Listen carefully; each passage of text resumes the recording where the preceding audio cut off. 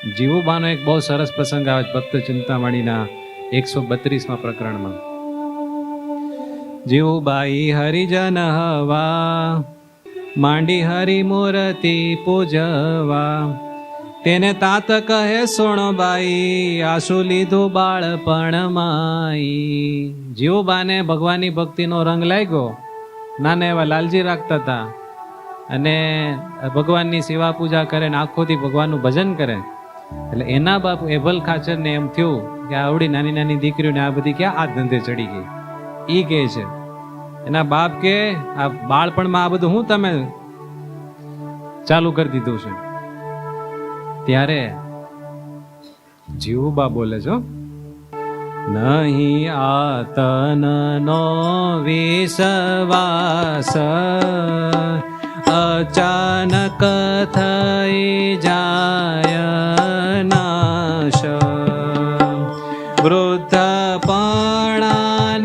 Y દે રહેવું, અમને નથી માનાતું એવું.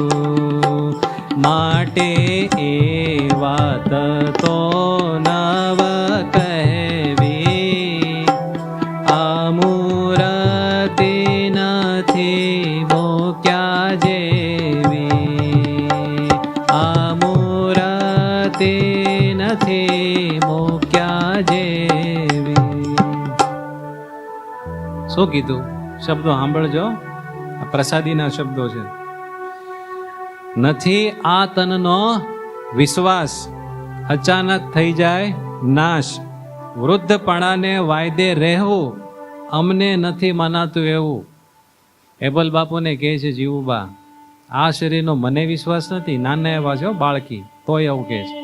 શું કામ? એ ગમે ત્યારે નાશ પામી જાય એટલે ઘટપણમાં તમે ભક્તિ કરજો એમ તમે કહો છો, એમ અમને મનાતો નથી. અને સાચી જ વાત છે ને. 60 વર્ષ થઈ જાય પછી આમ કઈ જુવાનીમાં જેવું જોમ હોય એવું રે? તો કામ ધંધામાં એ જોમ ન રહેતું હોય તો ભજન કઈ હાવ નાખી દીધાની વસ્તુ છે. મોટી ઉંમરે પછી થાય જોઈએ એવું, નાની ઉંમરમાં થાય એવું ન થાય. અને કોઈ કહેતું હોય ને તેને મૂર્ખ માનવો.